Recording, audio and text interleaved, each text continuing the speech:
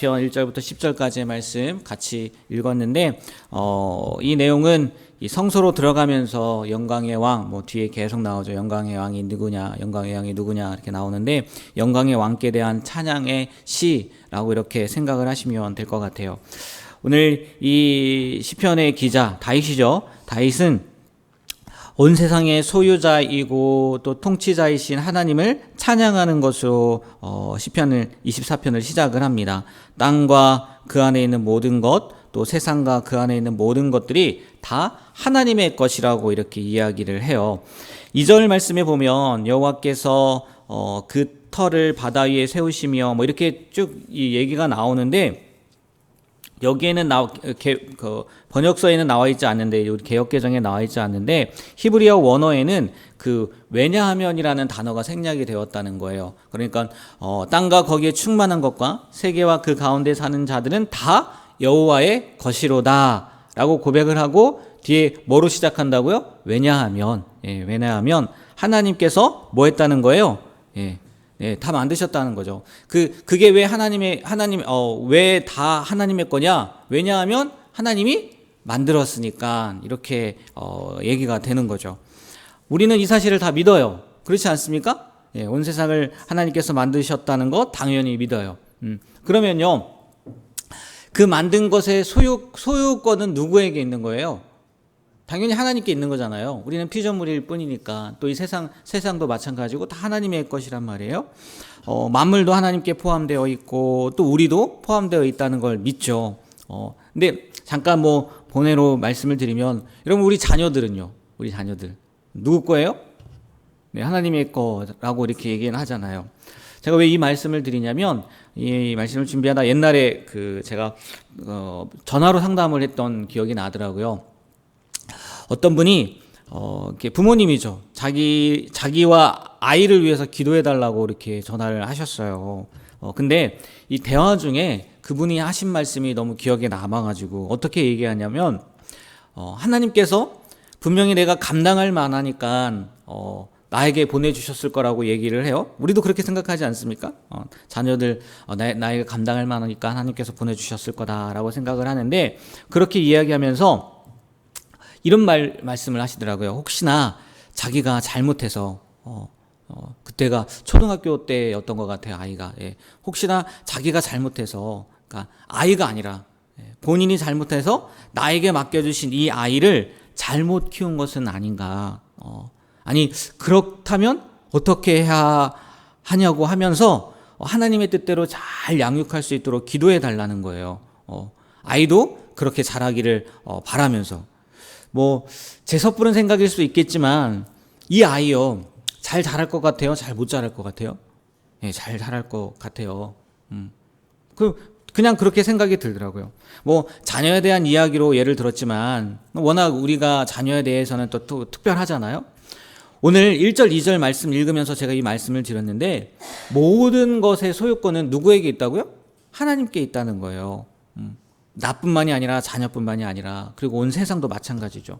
그런데 이 사실을 믿는다고 하고 그렇다고 하면서도 우리가 모든 것을 컨트롤하려고 다스리려고 하면 된다는 거예요? 안 된다는 거예요? 내 거인 것처럼 그렇게 생각하고 내 거인 것처럼 내 마음대로 하면 안 된다는 거죠. 우리는 늘 어떻게 해야 되냐? 나 자신도 마찬가지예요. 자녀뿐만이 아니라 하나님께 묻고 하나님의 방법대로 우리를 이끌어 나가야 되고, 자녀들의 삶도 그렇게 기도하고 이끌어 나가야 된다는 거죠.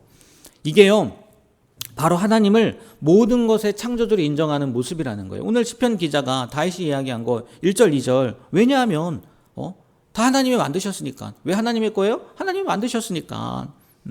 이게요, 모든 것의 창조주로 인정하는, 하나님을 모든 것의 창조주로 인정하는 모습이라는 거죠. 이 말씀을 통해서요, 뭐 잘하시고 계실 줄 믿어요. 잠깐 실수할 수도 있겠지만, 넘어질 수도 있겠지만, 우리의 소유권을요 다 하나님께 내어 맡기는 삶이 되시길 주님의 이름으로 축복합니다. 나뿐만이 아니라 자녀들뿐만이 아니라 그리고 나에게 주신 모든 것들 다 하나님의 것이라는 그 소유권을 하나님 앞에 맡겨드리고 살아가게 되길 주님의 이름으로 축복합니다. 그리고 이 창조주 되신 하나님을 이렇게 1절 2절 표현한 뒤에 3절부터 6절까지의 말씀을 보면, 그 하나님 앞에 나아갈 수 있는 사람, 혹은 모실 수 있는 조건에 대해서 표현을 해요. 3절에 이렇게 표현되어 있지 않습니까? 여호와의 산에 오를 자가 누구며 그의 거룩한 곳에 설 자가 누구입니까? 라는 얘기가 하나님 앞에 설 수 있는 사람, 하나님을 모실 수 있는 사람은 어떤 사람입니까? 라고 묻는 거거든요. 그리고 나서 뒤에 어떤 사람이냐? 4절이죠, 4절. 네 개가 나와요. 첫 번째는 어떤 사람이냐? 손이 깨끗한 사람이라는 거예요. 그 사람이 하나님을 모실 수 있고 하나님 앞에 설 수 있다는 거예요. 손이 깨끗하다는 건 뭐냐면 히브리인들, 유대인들에게는요, 그 손은 행실을 상징했단 말이에요. 그러니까 손이 깨끗한 사람은 뭐예요? 행실에 있어서 흠이 없는 사람이겠죠. 우리 행동으로 잘못을 범하지 않는 사람이라는 거예요. 그리고 둘째, 마음이 청결한 사람이라고 표현을 했어요. 왜냐하면 마음에서 모든 행위가 결정되니까. 그리고 세 번째, 뜻을 허탄한 데 두지 않아야 된대요. 하나님을 모실 사람, 하나님 앞에 설 사람. 이 뜻을 허탄한 데 두지 말아야 된다. 이게 무슨 뜻인가 봤더니요, 여기에서 사용된 단어는요, 우상과 관련되어서 사용되어진다는 거예요. 이 단어가 허탄한데, 그 단어가. 그러니까 그걸 유추해 보면 아마도 우상과 같은 허황된 것에 생각을 두지 않는 것을 말하지 않겠느냐. 우상 숭배 안 한다는 거죠. 그리고 마지막, 거짓 맹세하지 않는 사람이라는 거예요. 행할 의지도 없으면서 행할 것처럼 맹세하는 것.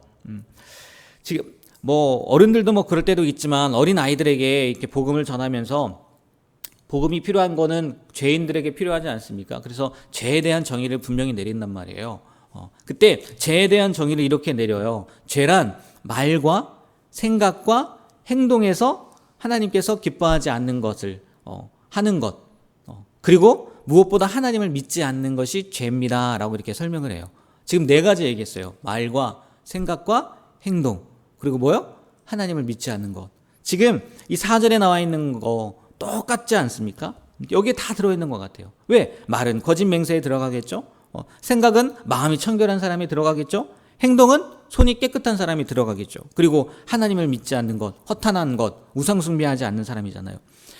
이 모든 것을 종합해보면요, 한마디로 그거예요. 하나님 앞에 설 수 있는 사람, 하나님 앞에 나아갈 수 있는 사람은 죄 없는 사람이라는 거예요. 죄 없는 사람. 의로운 사람이 하나님 앞에 설 수 있다는 거예요. 그러면 이걸 가지고 생각하면요, 누가 우리가 하나님 앞에 설 수 있어요? 죄 없다는 사람이 누가 있습니까? 아무도 없잖아요. 이런 사람은 복을 받고, 6절에 보니까 하나님께 복을 받고 구원해 주신 하나님께 의로운 사람이라고 인정받는다는데, 과연 어느 누가 자신의 힘으로 하나님 앞에 이렇게 나아갈 수 있겠냐는 거예요. 아무도 없잖아요. 아무도 없잖아요. 오직 누구의 은혜로 말미암아요? 예수님의 은혜로 말미암아 나을 수 있다는 거죠. 하나님만이 그렇게 해줄 수 있다. 지금의 표현으로는 예수님을 찾는 사람만이 그렇게 될 수 있다는 거죠. 어느 누구도요, 자신의 힘으로, 자신의 능력으로 하나님 앞에 설 수도 없고 나아갈 수도 없고 그럴 능력도 없다는 거예요. 예수님의 은혜 말고는. 이걸요 잘 알고 있죠. 근데 다시 한번 우리가요 확인해 보셨으면 좋겠어요. 뭘 확인해 보셨으면 좋겠냐? 나는 하나님 앞에 나아가기 위해서 오직 예수님만을 의지하는지, 아니면 예수님도 의지하고 있는지, 이걸 한번 생각해 보셨으면 좋겠어요. 지금 네 가지라고, 손이 깨끗하고 마음이 청결하고 뜻을 허탄한 데 두지 아니하고 거짓 맹세하지 아니하는 자라고 얘기를 했는데, 누가 이럴 사람이 있어요? 아무도 없어요. 근데 나는 말을 깨끗하게 하네. 손이 깨끗하니까. 나는 뜻을 허탄한 데 두지 않으니까. 나는 거짓 맹세 안 하니까. 난 하나님 앞에 설 수 있지. 이런 생각을 갖지 않게 되길 주님 이름으로 축복합니다. 예수님만을 의지해야 되는 거예요. 예수님만을. 나에게는 어떤 것 때문에 내가 하나님 앞에 설 수 있지. 하나님 앞에 내가 당당할 수 있지. 이런 잘못된 생각을요 버리셨으면 좋겠어요. 하나님만, 예수님만 의지하는 우리의 삶이 되길 주님의 이름으로 축복합니다. 네, 이 두 번째 그 얘기고요. 첫 번째는 소유권을 다 하나님께 드리자고 말씀을 드렸고, 예수님만을 의지하는 사람이 되자고 말씀을 드렸고, 마지막으로요 7절부터 보면 우리 이 찬양도 있는데 요즘에 잘 안 하는데, 하나님 자신이 성전에 들어가시는 모습에 대해서 찬양을 하는데, 인격이 있는 존재는 아니지만 뭐가 나오냐면 문들이 나와요. 문들아 머리를 들지어다 라고 얘기가 나와요. 성소에 들어가시는 거니까, 성전에 들어가시는 거니까 이 문은요 당연히 그냥 우리가 교회 들어왔을 때 열고 온 그 문이 아니라 성전의 문을 의미하는 걸 거란 말이에요. 그런데 이 성전의 문들을요 영원한 문들이라고 얘기를 해요. 영원한 문들아 너희들의 머리를 들지어다 라고 얘기를 해요. 가만히 생각해 보면요, 이게 말이 맞지가 않아요. 뭐 그때는 성전이 있었으니까 그렇게 표현할 수 있겠지만 지금 우리가 읽고 있는데 그 문 있어요, 없어요? 지금 그 문이 있어요, 없어요? 없단 말이에요. 없다고요. 왜? 성전 파괴됐으니까요. 근데 왜 영원한 문들이라고 이렇게 표현을 했겠냐는 거예요. 영원한 분은 누구밖에 없는 거예요? 하나님밖에 없잖아요. 우리도 영원하지 않아요. 물론 영생을 주셨지만 하나님 외에는요 영원하신 분이 없는데, 문들아, 영원한 문들아 너희 머리를 들쩌다라고 얘기를 해요. 이유는 그거라는 거예요. 이 하나님의 언약 속에 이 성전이라는 것이 포함되어 있다는 거예요. 그러니까 바꿔 말하면 뭐냐면, 우리가 성전을 그렇게 표현하잖아요. 하나님이 계신 곳이 성전이라고 얘기하잖아요. 맞잖아요. 그리고 하나님은 영원한 분이란 말이에요. 그러니까 표면적으로 성전도 파괴되었고요, 성전에 들어가는 그 문도 없어졌어요. 그러나 하나님이 계시다면 그 문들은 어떻게 할 수 있는 거예요? 영원할 수밖에 없다는 거죠. 그래서 영원한 문들이라고 표현하는 거예요. 근데 그게 중요한 게 아니라 이 영원한 문을 통해서 들어가시는 분이 어떤 분인지 설명을 하고 있는데, 보니까 영광의 왕이시다, 강하고 능하신 왕이시다, 전쟁에 능하신 분이시다, 만군의 여호와시다, 이렇게 표현을 하고 있어요. 누구를요? 하나님을요. 하나님의 강하심, 능하심을 이렇게 표현하고 있단 말이에요.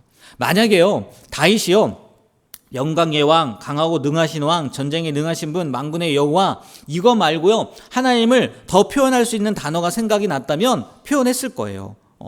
그러니까 무슨 얘기냐, 이 영원한 분, 그걸 생각하는 것이 아니라 지금 다윗은요 하나님을 바라보면서 하나님께 최고의 영광을 드리기 위해서 이런 표현을 했다는 거예요. 최고의 영광을 드리기 위해서. 맞지 않습니까? 하나님은요 우리의 최고의 표현을 받으시기에 합당하신 분이라는 거예요. 그러고도 남는 분이라는 거죠. 다시 말해요, 우리도요 지금 다윗이 하나님의 그 영광을 표현하기 위해서 문들도 그냥 문인데 영원한 문이라고 얘기하고, 영광의 왕이라고 얘기하고, 능하신 분이라고 얘기하고 이렇게 표현했던 것처럼요, 우리도요 하나님께 어떤 것을 드려야 되는 거예요? 최고의 것을 드려야 되는 거예요. 최고의 것.